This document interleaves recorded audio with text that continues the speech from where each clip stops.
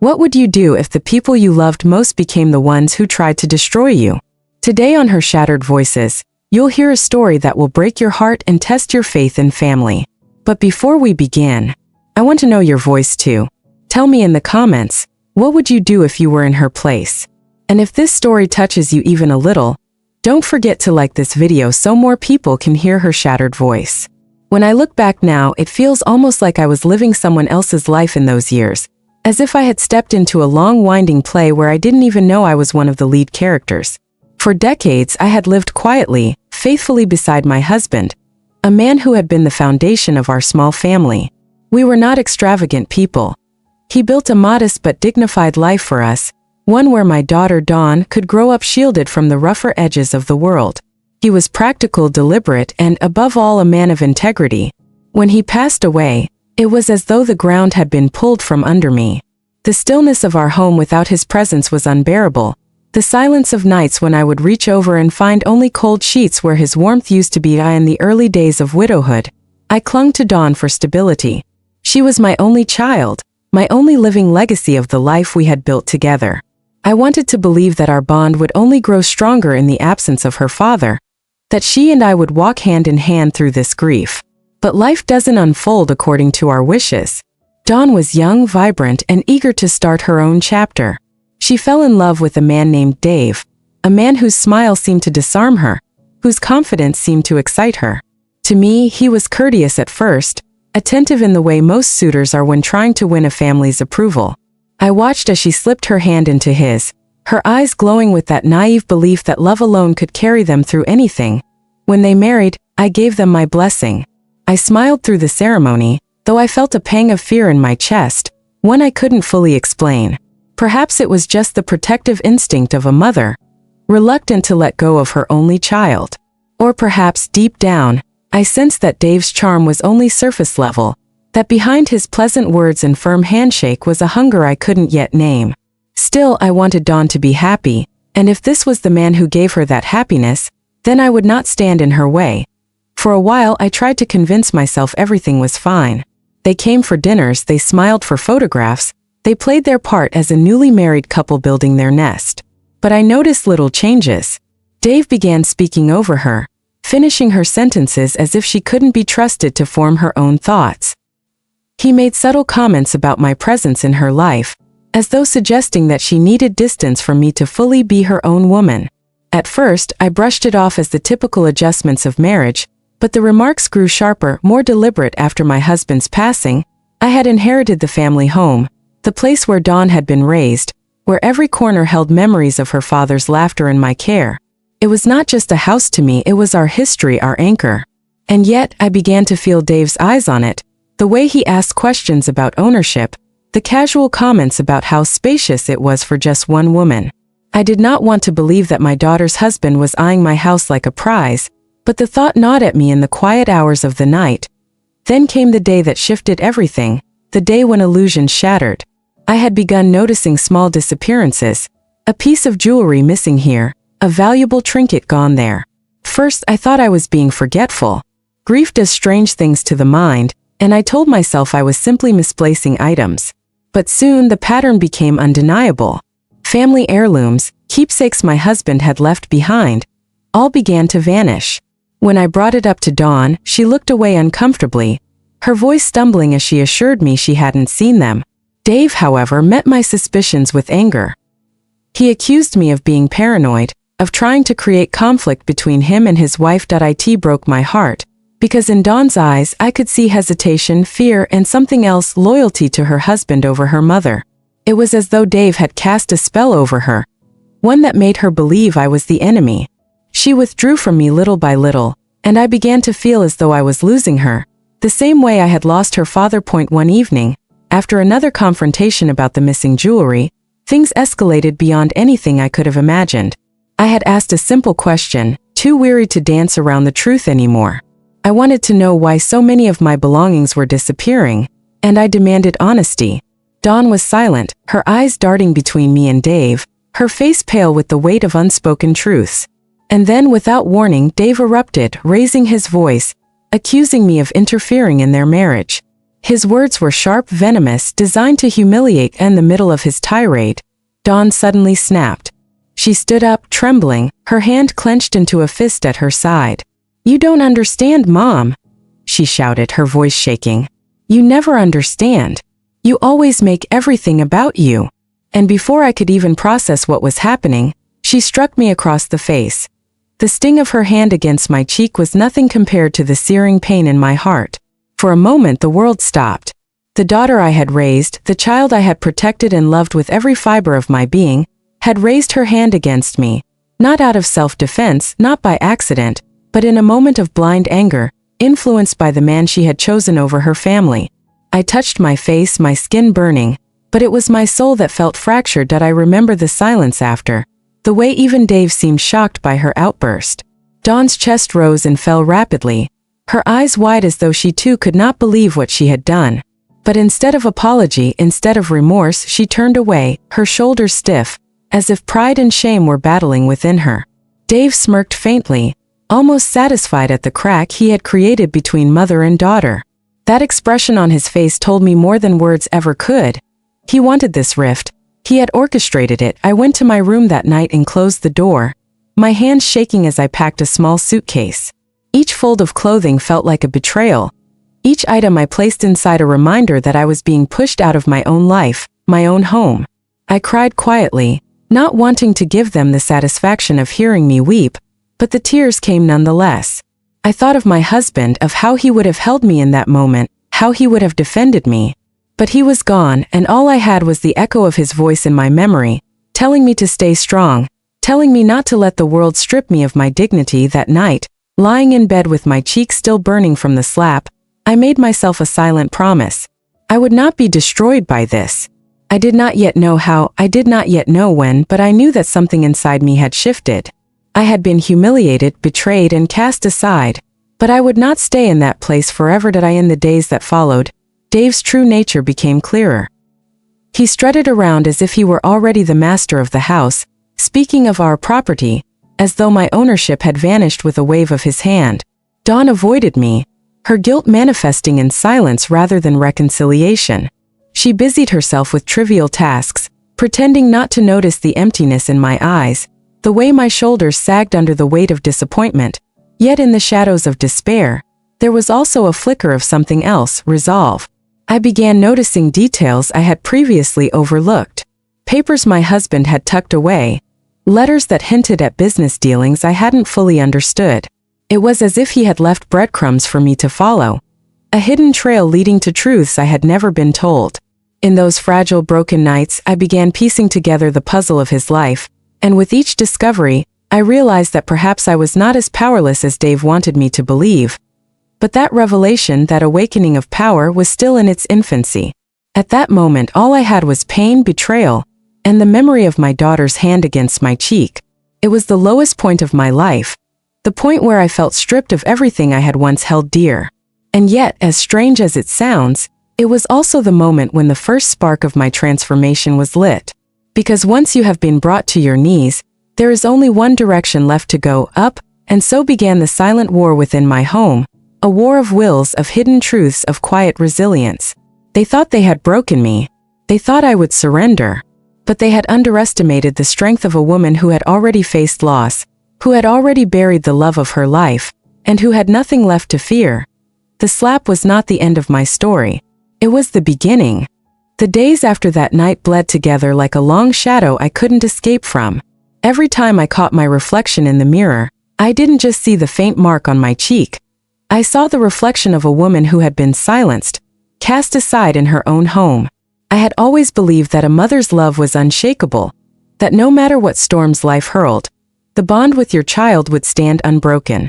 But now I lived with the bitter taste of betrayal in my mouth, wondering how a daughter I had carried, nursed, and nurtured could turn so cold. Dawn no longer looked me in the eyes. She drifted through the house like a ghost, tidying things pointlessly, overcompensating with forced cheer whenever Dave was nearby. It was clear she wanted to avoid me, not out of malice perhaps, but because guilt wrapped around her like chains. I could almost see it in the way her hands trembled when she reached for a cup, or the way her voice faltered when Dave wasn't in the room to steady her. Yet, when I tried to bridge the gap, to ask her quietly how she was feeling, she recoiled as though I had no right to speak to her. Dave's poison had seeped too deeply into her veins. Dave, meanwhile, grew bolder by the day. His footsteps echoed with arrogance across the wooden floors, his casual remarks digging at me like needles. He would spread his arms out in the living room and say things like, "This space really has potential, doesn't it, Dawn? We could open it up, maybe remodel." Or he'd glance at the old oak dining table, our family heirloom, and mutter about how outdated it was.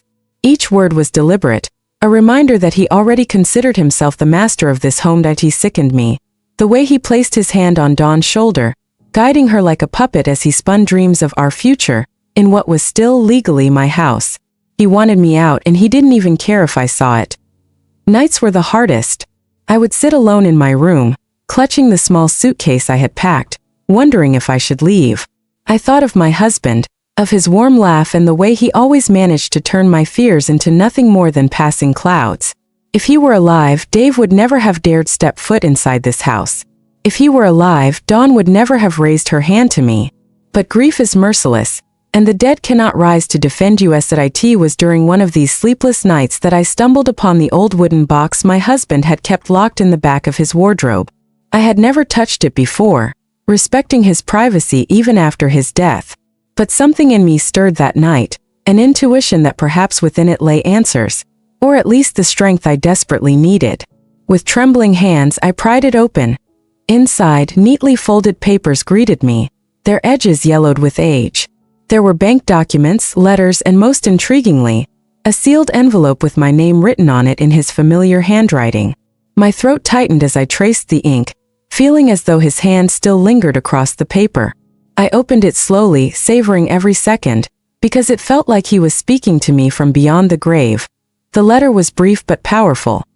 He wrote of his love, of his faith in me, and most importantly, of matters he had kept private to protect me. He mentioned investments, assets I had not known about, and legal precautions he had taken to secure my future in case of his passing. "If you ever feel alone or threatened," he wrote, "know that you are not without protection.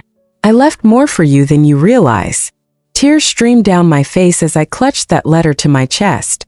It was as if his spirit had reached out, wrapping me in the strength I had been yearning for. Suddenly, I wasn't just a broken widow, or a discarded mother. I was the keeper of a legacy he had entrusted me with. And Dave, no matter how sly or manipulative, could not erase that.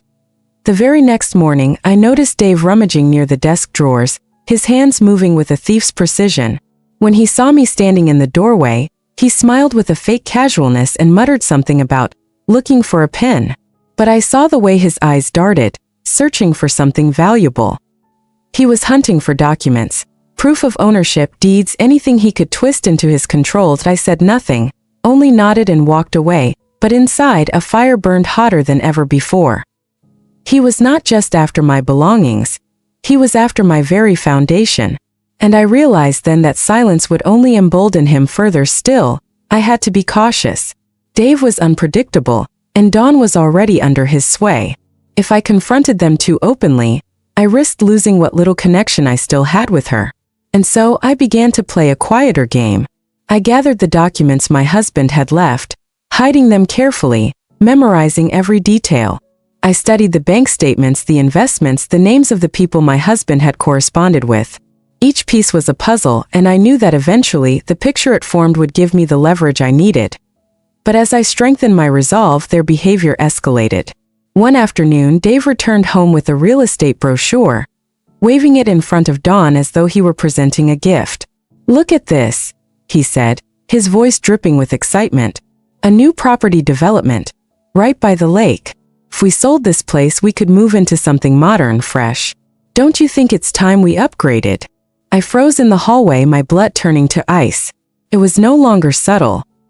He was already planning to sell my home, my sanctuary, as if I were nothing more than an obstacle standing in the way. Dawn hesitated, her face conflicted, but then her eyes flicked toward me, and her expression hardened. She nodded slowly, agreeing with him. The pain of that moment nearly crushed me.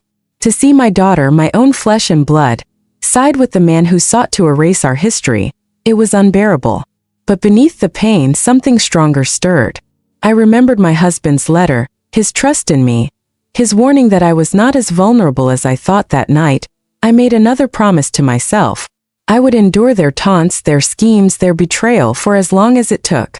I would let them believe they were winning. But I would not surrender this house, nor the legacy my husband had left behind, because deep down, I knew a reckoning was coming. And when it arrived, it would not be me left standing in the ruins, it would be them. The weeks that followed became a battlefield of silence and shadows. Every corner of the house seemed tainted with tension, the air so thick with hostility that even the walls seemed to tremble under its weight. I moved quietly, deliberately, keeping my presence small, while Dave strutted about as though the house had already changed ownership. He began rearranging furniture, shifting small things at first, chairs, cushions, the placement of photo frames. But each adjustment carried a message. This is mine now. He didn't even bother hiding it anymore. One evening, I came into the living room and found that my husband's portrait, the one that had hung over the mantel for years, was gone. In its place was some gaudy print Dave had brought in, cheap and soulless. My chest tightened, rage and sorrow colliding like fire and ice. That portrait had been the last piece of him I saw each night, the image I whispered my grief to when no one else would listen. Now it was hidden, stuffed into some corner, replaced without so much as a word. "Where is it?" I asked, my voice steady despite the storm raging inside me. Dave glanced up from his phone, smirking. "What, the old man's photo? Thought we could use a change of scenery. Too depressing to keep staring at the past, don't you think?" Dawn stood nearby, silent, wringing her hands. For a moment I saw guilt flash across her face, but she said nothing. She let it happen. My daughter, once so full of laughter and kindness, allowed her husband to erase the very memory of the man who had raised her. I wanted to scream. I wanted to rip that gaudy painting off the wall and throw it at Dave's smug face. But instead I swallowed the fire, forcing myself to remember the letter hidden safely in my room, the documents my husband had left me. I clung to them like a lifeline. This was not the time for rashness. This was the time for patience, for gathering strength in silence. But Dave didn't stop there. He began making phone calls late at night, hushed but heated conversations that drifted through the walls. I overheard words like buyers, transfer, and papers. My heart raced each time, fear twisting with determination. He was accelerating his plans, desperate to secure the house before I could act. One night, curiosity overcame me. I crept down the hall, pressing my ear to the door as his voice rumbled inside. "Don't worry about the old woman," he said, his tone dripping with contempt. "She's stubborn, but Dawn's on my side. Once I get her to sign, the rest will fall into place. This property will be ours, and no one's going to stop it." My knees nearly buckled. The sheer audacity, the venom in his words, it confirmed what I had feared all along. Dave saw me as nothing but an obstacle to be removed. He wasn't just trying to take the house. He was trying to erase me from my own life, to make me disappear as if I had never existed. But what he didn't know was that my husband's foresight had already planted seeds of defense, seeds I was beginning to water. The more Dave schemed, the harder I worked to piece together the puzzle my husband had left in the daylight. When the house was quiet, I pored over documents, tracing connections between accounts and investments. I learned of properties I hadn't known we owned, shares in companies that had grown substantially in value, and a network of wealth my husband had quietly built. At first it overwhelmed me.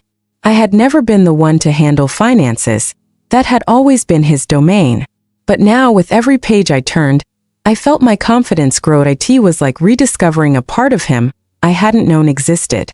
Through his meticulous notes, his careful planning, I began to feel him guiding me, whispering that I was not powerless. Meanwhile, Dave's behavior toward Dawn grew harsher.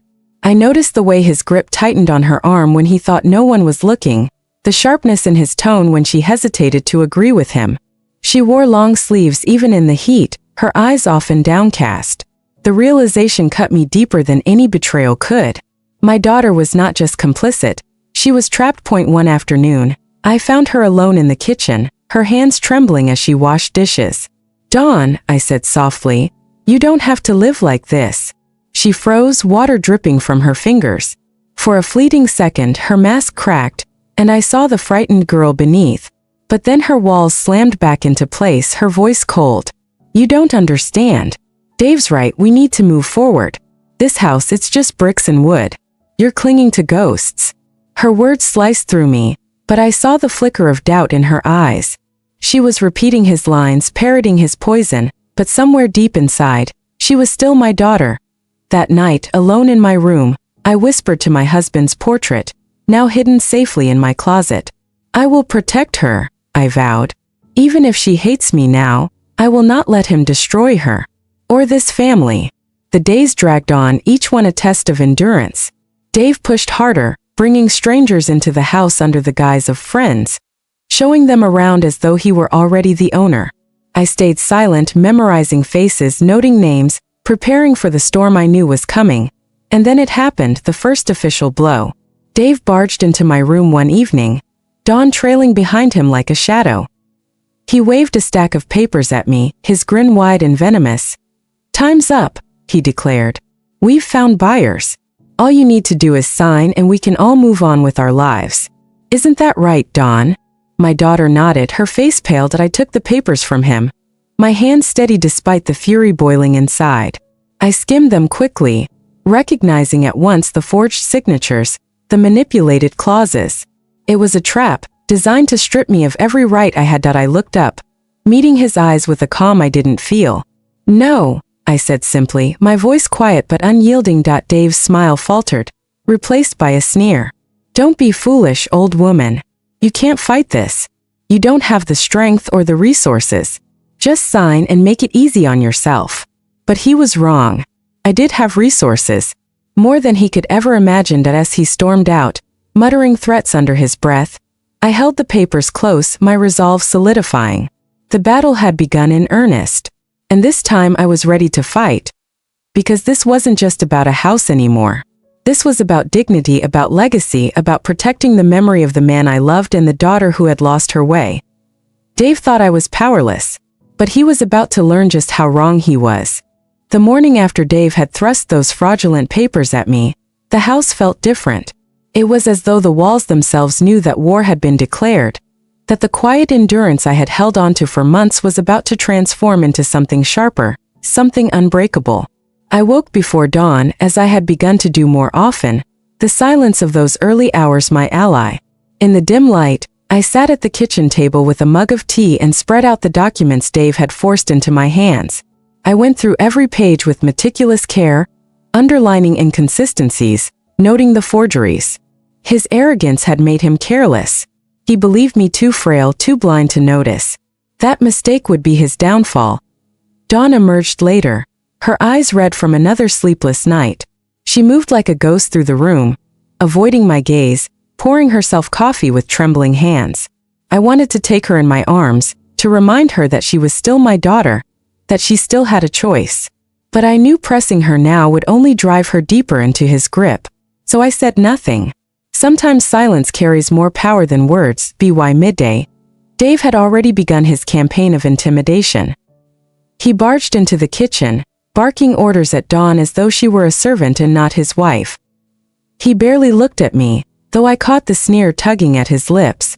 He was confident, too confident, and I could sense his impatience. Men like Dave thrive on quick victories. They crumble when faced with a prolonged battle.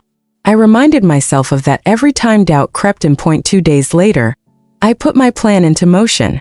I called Victoria, my lawyer, the one woman I trusted to stand firm against men like Dave.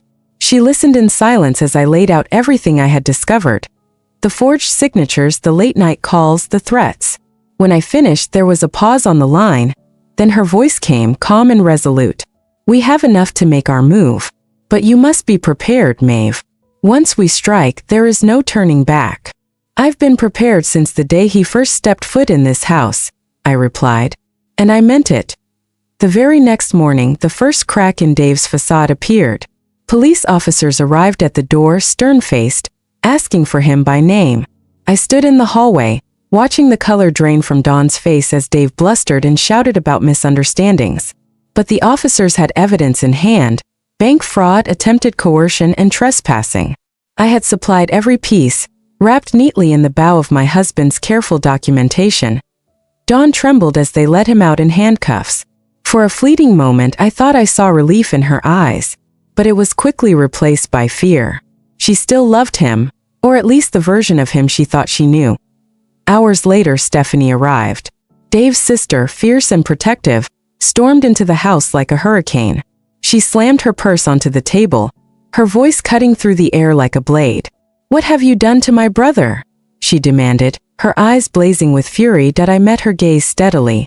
"What he did to himself. I merely stopped him from dragging us all down with him," Stephanie scoffed, pacing the kitchen like a caged animal. "You think you're clever, don't you? You've always thought you were better than him, better than everyone. But I see what this is. You're trying to turn Dawn against her own husband, trying to destroy their marriage because you can't stand not being in control." Her words stung, not because they were true, but because they echoed the very poison Dave had been feeding Dawn.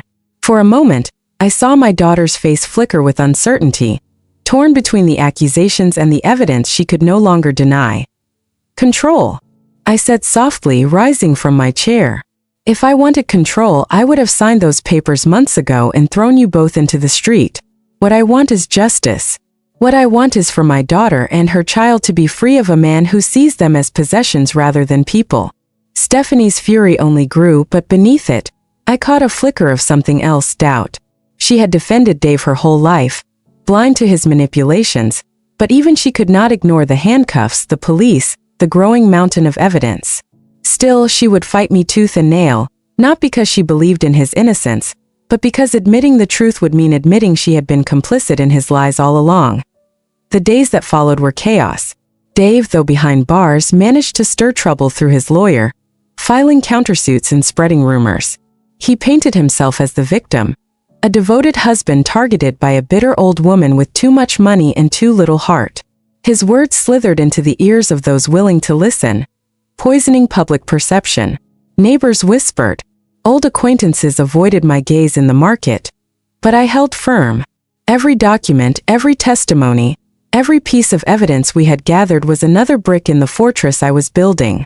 I reminded myself of my husband's words, of the letter he had left me. "Power is not in shouting, Maeve. Power is in standing so tall that no one can ignore the truth." And slowly, the tide began to turn. The courtroom became my battlefield, and for the first time in my life, I did not shrink from the fight. I walked in each day with my head high, dressed in the dignity of a woman who knew she was on the right side of history. Dave glared at me from across the room, his hatred palpable, but it no longer intimidated me. In his eyes I saw desperation, the fear of a man whose empire of lies was crumbling. Dawn sat beside me, her hand sometimes trembling in mine, sometimes pulling away. She was still torn, still caught between loyalty to the man she had once loved and the truth that was unraveling before her eyes. But I could see her strength returning piece by piece. Every insult Dave hurled, every threat he muttered under his breath, pushed her closer to the realization I had long hoped for. That she deserved better. That she had always deserved better. It was during one particularly brutal session that the shift finally came. Dave's lawyer, smug and overconfident, presented doctored messages, claiming they proved my manipulation of Dawn. But Victoria, sharp as ever, dismantled them with precision, exposing the edits, the falsifications, the inconsistencies. The judge's patience wore thin, his gaze hardening on Dave. And for the first time, Dawn looked at her husband not with fear, but with disgust. That night after we returned home, she came to my room, tears streaming down her face. "Mom," she whispered, collapsing into my arms, "I don't know how I let it get this far. I don't know how I didn't see him for what he is." I held her tightly, my own tears falling freely. "Because love blinds us, darling. Because he made you doubt yourself. But you are stronger than him. Stronger than you realize." And in that moment I knew we had already won. Not just the case, but the battle for her soul. The weeks dragged on, filled with hearings, accusations, and the relentless grind of legal warfare. Stephanie returned to court several times, her fury undiminished, but her arguments grew weaker with each appearance. She could not fight the truth, no matter how loud her voice. And through it all, I discovered something I had long forgotten: my own strength. I had spent years shrinking myself, allowing grief and fear to dictate my steps. But now, standing in the fire, I realized I was forged of steel. My husband had seen it, had trusted me with his legacy, and now I finally understood why. When the day of the verdict came, the air in the courtroom was electric. Dave sat rigid, his lawyer whispering furiously in his ear. Stephanie glared at me from the gallery, her eyes full of venom. Dawn squeezed my hand so tightly it hurt. And then the judge spoke. His words were clear, firm, unshakable. Dave's petitions were denied. His claims were dismissed. Custody, security, dignity, all safeguarded. And then, with a gravity that silenced the entire room, the judge turned to Dave and declared, "It is this court's opinion that you, sir, are the manipulator. You have abused, deceived, and threatened those under your care. You have no rights here anymore. Not as a husband, not as a father, not as a man of honor." Dave's face crumpled, fury and disbelief warring for dominance. Stephanie stormed out, her heels clattering angrily against the marble floor. And me? I simply sat there, my hands folded, my heart steady.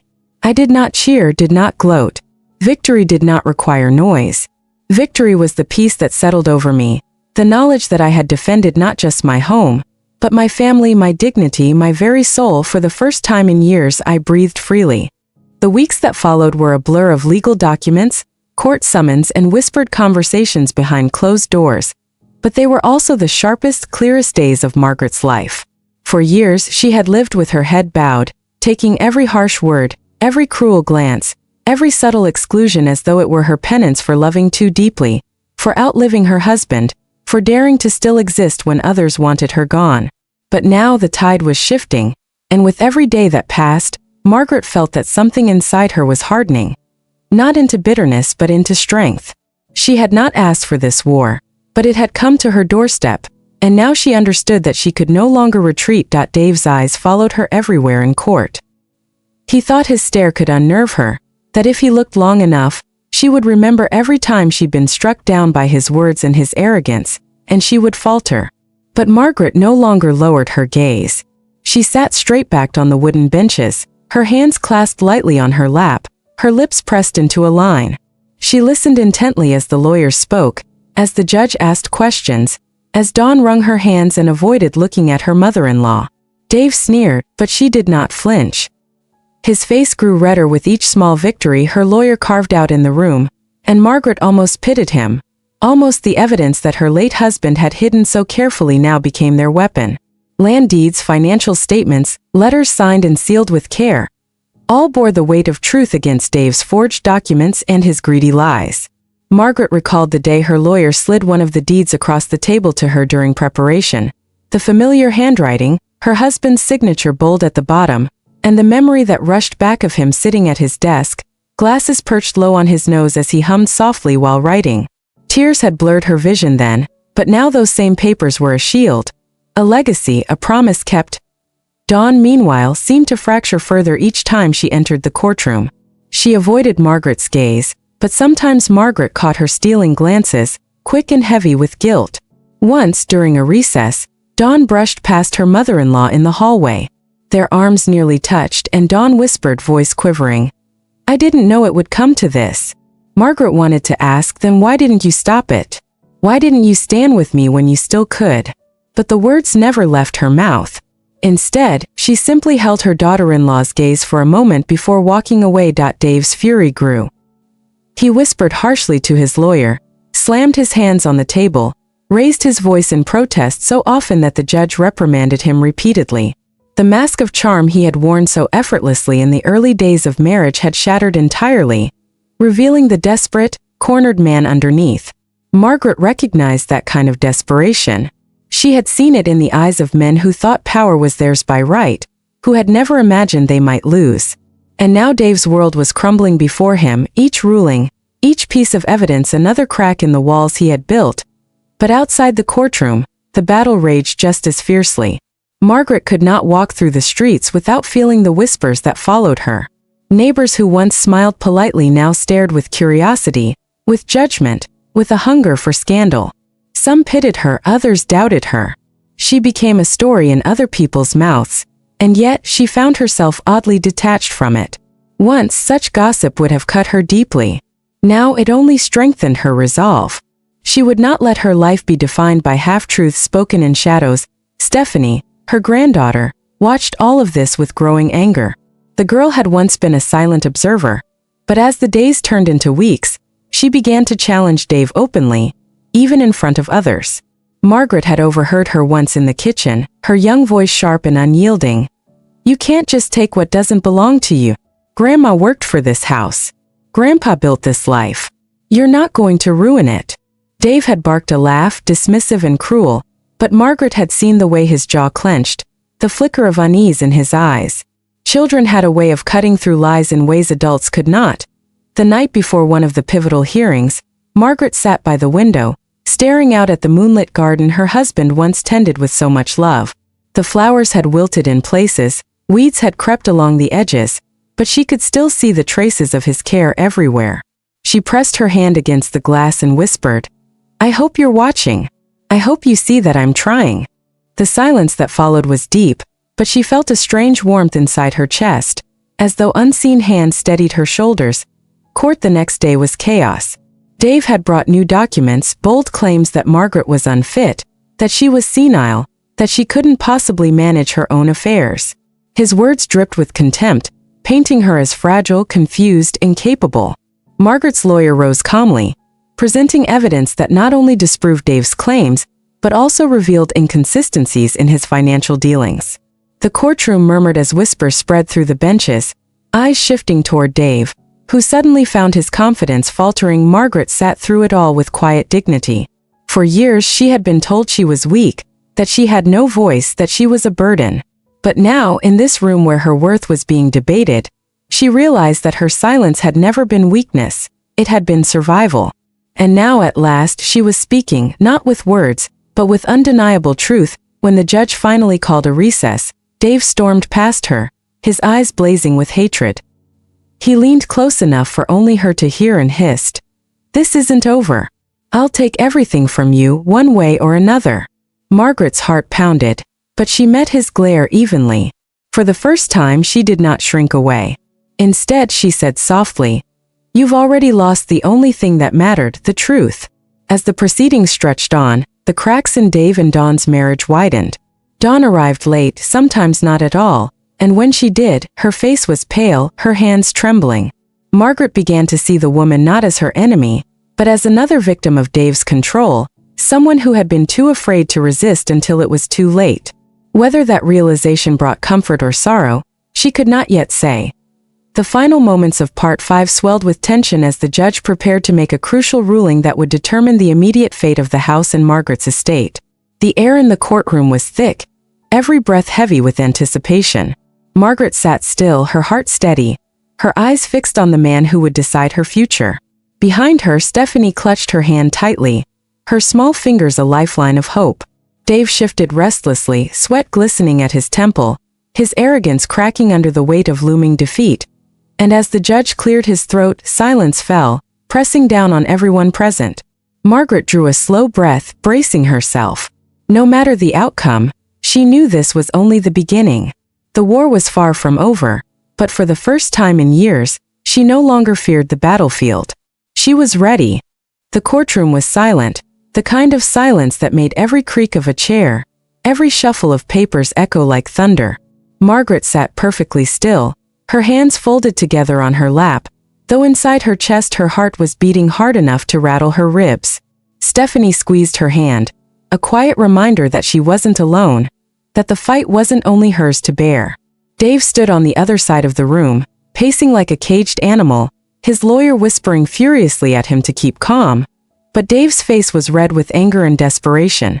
Dawn sat a few feet away, eyes fixed on the floor, her shoulders hunched forward as though she wished she could disappear into the cracks of the wooden bench. The judge shuffled his papers, adjusted his glasses, and looked up.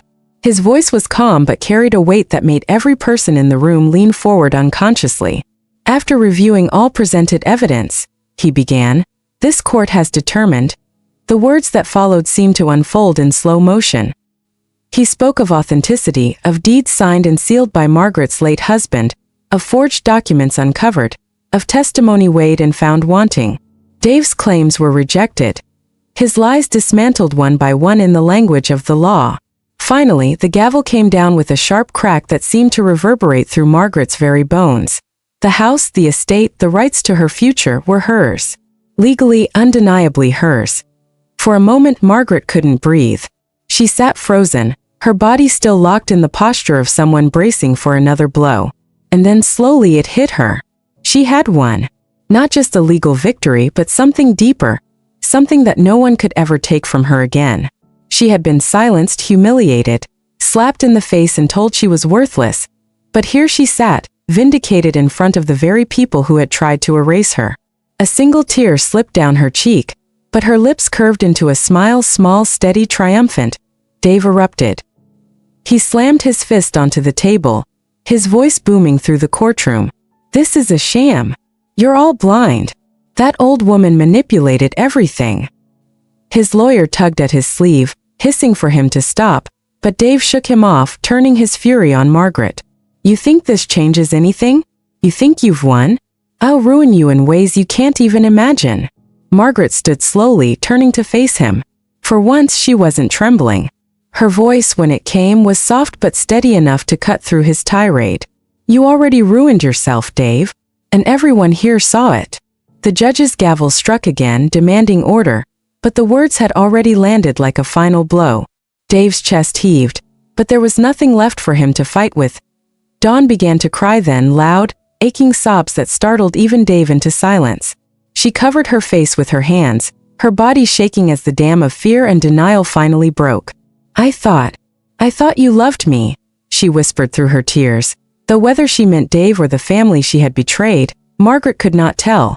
Dave stared at her in disgust, muttering something under his breath before storming out of the courtroom, his lawyer scrambling after him. The sound of the heavy doors slamming shut was like the final note of a dirge. The crowd slowly dispersed, but Margaret remained where she was, Stephanie still holding onto her hand. Reporters murmured, neighbors whispered, and even strangers looked at her with new eyes. She wasn't invisible anymore. She wasn't just the widow in the background of someone else's story. She was the center now, the woman who had stood against betrayal, greed, and cruelty, and emerged whole outside the courthouse. The air was cool, the sky a pale shade of gray that promised rain. Margaret lifted her face to it, breathing deeply as though she were inhaling freedom itself. Stephanie tugged her sleeve, smiling through her tears. "Grandma, you did it. Grandpa would be so proud of you." Those words pierced deeper than anything else. Margaret knelt and pulled the girl into her arms, holding her tightly. "We did it," she whispered into her granddaughter's hair. "Together." Dawn approached slowly, her eyes red and swollen, her voice trembling. I never thought it would go this far. I was scared. I thought Dave knew best. I didn't want to lose him." Margaret straightened, her heart torn between anger and pity. For a long moment she said nothing, simply looking at the broken woman in front of her. The same woman who had once slapped her and demanded her house keys as though she were nothing. Finally she spoke. "You already lost him, Dawn. And in trying to hold on, you almost lost yourself." Dawn's tears fell harder, but Margaret turned away. Some bridges, she realized, were not meant to be rebuilt. Life didn't return to normal overnight. The whispers didn't stop, and Dave's threats lingered in the shadows, but Margaret no longer carried them like weights around her neck. With the court's decision, she reclaimed not only her home, but her dignity, her voice, her place in the world. She hired a gardener to restore the flowers her husband once tended, filled the house with warmth again, and opened her doors to neighbors not with shame but with pride. Stephanie visited often, her laughter filling the halls, a reminder that love endured even in the face of betrayal. Sometimes, late at night, Margaret would sit by the fireplace with her husband's old letters spread before her. She would trace his handwriting with her fingertips and whisper, "I kept my promise. I protected what you built." And though the house creaked with age, though the night was silent, she always felt as though he were there beside her, smiling with quiet approval. As for Dave, he became a ghost of his former self. Word spread of his debts piling higher, of his failed schemes, of doors closing to him one after another. Dawn eventually left him, unable to bear the constant anger and the wreckage of his downfall. Whether she rebuilt her life or drowned in regret, Margaret did not know. It was no longer her burden to carry. What Margaret did know was that she had survived.